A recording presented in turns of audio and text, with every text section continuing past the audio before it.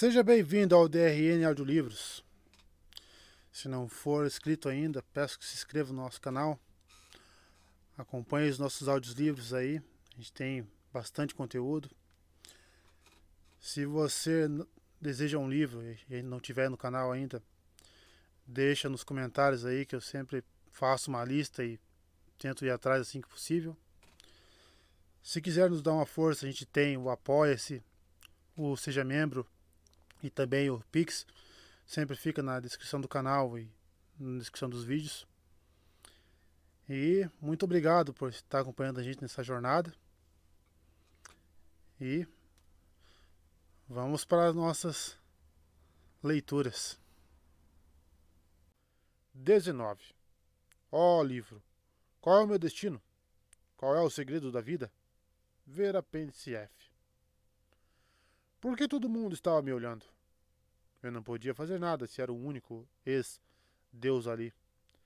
Reina se inclinou por cima do pergaminho e passou os dedos na superfície.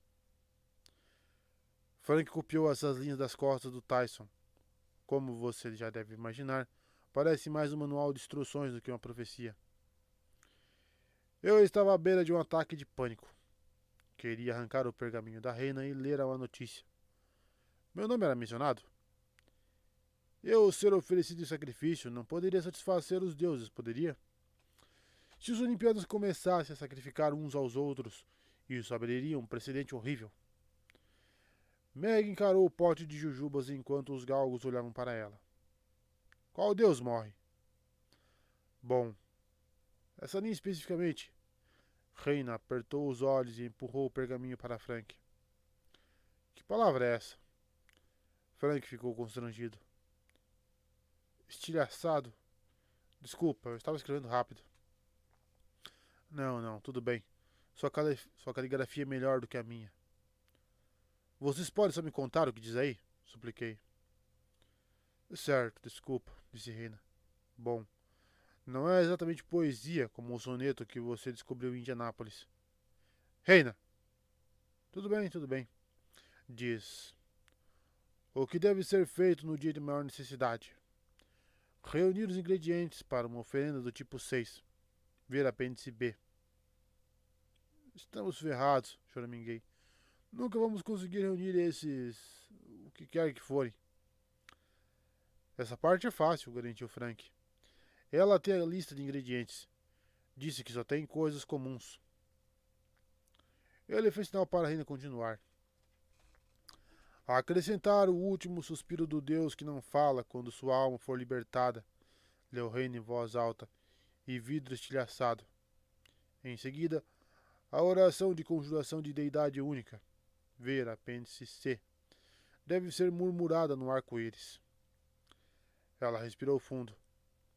Nós ainda não temos o texto da oração, mas ela está confiante de que vai conseguir transcrevê-lo antes de a batalha começar, agora que ela sabe o que procurar no apêndice C. Frank me olhou esperando minha reação. O resto faz algum sentido para você? Fiquei tão aliviado que quase caí do banco de 3 pernas. Vocês me deixaram tenso. Eu achei...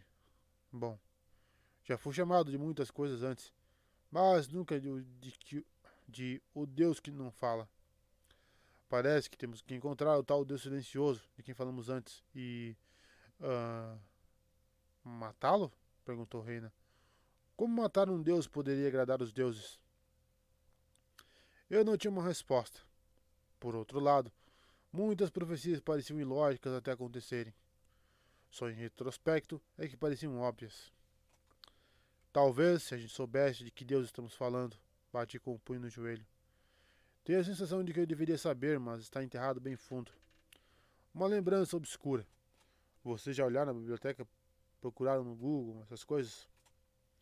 Claro que sim, disse Frank. Não há nada sobre um deus romano ou grego do silêncio. Romano ou grego. Eu tinha certeza de que alguma peça estava faltando, tipo parte do meu cérebro. O último suspiro. Sua alma for libertada. Parecia mesmo uma instrução para um sacrifício. Preciso pensar.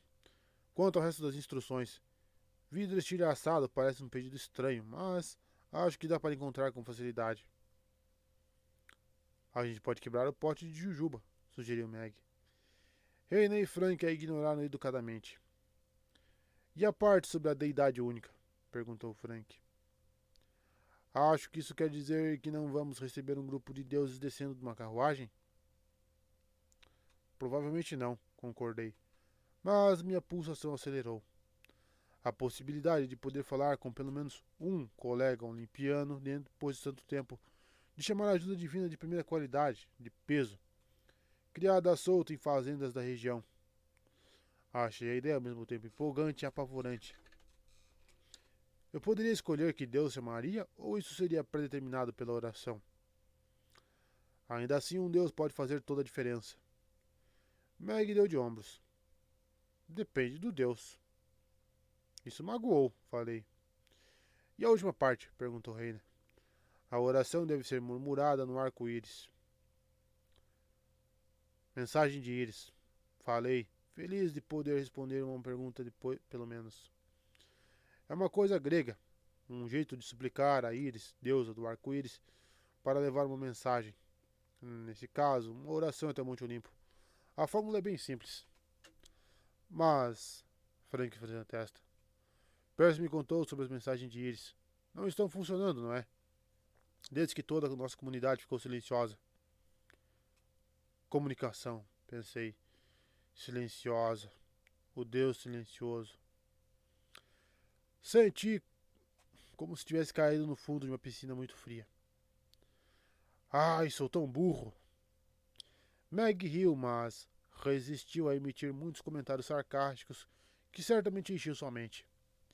Eu, por minha vez, resisti à vontade de derrubá-lo do banco. Esse Deus silencioso, seja lá quem for, e se ele for o motivo para nossas comunicações não funcionarem, e se o triunvirato estiver controlando o poder dele para nos impedir de falar uns com os outros, para não deixar que a gente peça ajuda divina? Reina cruzou os braços e cobriu a palavra fuerte da camiseta. Você está dizendo que esse Deus silencioso está alinhado com o triunvirato? Que temos que matá-lo para abrir nossos meios de comunicação? E aí poderíamos enviar uma mensagem de íris, fazer o ritual e receber ajuda divina? Ainda estou empacada na parte de que temos que matar um deus. Pensei na Sibila Eritreia, que salvamos da prisão no labirinto de fogo. Talvez esse deus esteja sendo manipulado. Ele poderia ter sido capturado ou, não sei, coagido de alguma forma. Então precisamos matá-lo para libertá-lo? Perguntou Frank. Tenho que concordar com a reina. Parece um pouco demais.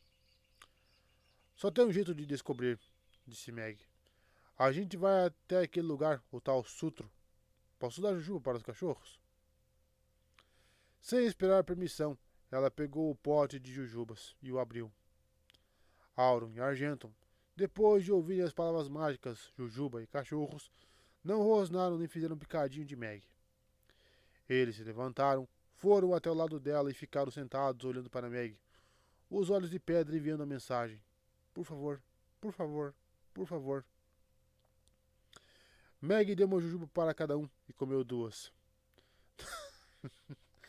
duas para os cachorros, duas para ela. Meg tinha evitado uma crise diplomática. Meg está certa. Sutro é o local que o capanga do Tarquin mencionou, comentei. Supostamente, vamos encontrar o Deus silencioso lá. Monte Sutro? Perguntou Reina. Ou a Torre Sutro? Ele disse qual? Frank ergueu uma das sobrancelhas. Não é o mesmo lugar? Eu só chamo aquela área de Colina Sutro. Na verdade, a maior colina é o Monte Sutro, disse Reina. A antena gigante fica numa colina diferente. É a Torre Sutro. Só sei disso porque Auro e Argenton gostam de passear lá.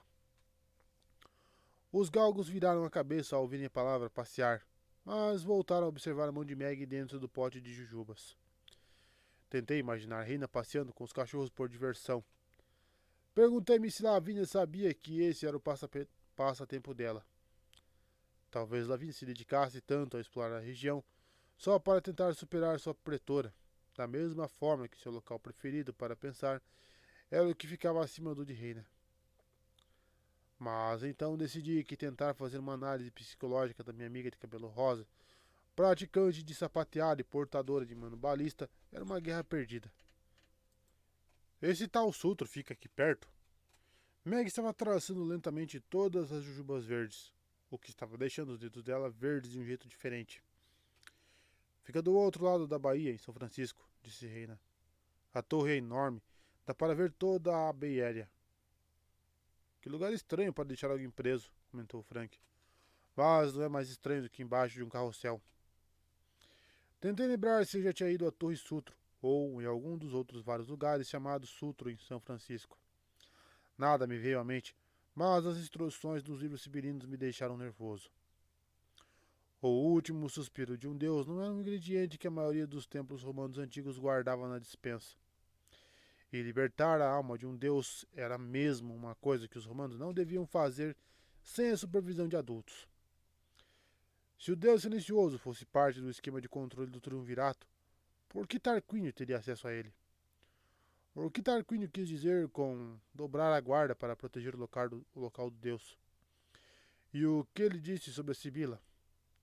Espero que a Sibila dure o suficiente para vê-lo humilhado. Pode ser o que finalmente vai quebrá-la. Eu só estava tentando. Ele só estava tentando me provocar? Se a Sibila de Cumas realmente estava viva, prisioneira de Tarquínio, eu tinha a obrigação de ajudá-la. Ajudá-la, repetiu a parte cínica na minha mente. Como você ajudou no passado? Seja lá onde o Deus silencioso estiver, falei. O lugar vai estar cheio de guardas, principalmente agora. Tarquínio sabe que vamos tentar localizar o esconderijo. E nós temos que fazer o ritual no dia 8 de abril, disse Reina. O dia de maior necessidade. Frank grunhiu. Que bom que não temos mais nada marcado para esse dia. Tipo, sermos invadidos por 2 exércitos, por exemplo. Pelos deuses, Meg, disse Reina. Você vai passar mal. Nunca vou conseguir tirar tanto açúcar das engrenagens do ouro e do argento. Tudo bem. Meg botou o pote de jujubas de volta na mesa, mas não sem antes pegar mais um punhado para si e seus cúmplices caninos. Então temos que esperar até depois de amanhã? O que a gente faz até lá? A gente tem muita coisa para fazer, prometeu Frank. Planejar, construir defesas, jogos de guerra amanhã, o dia todo.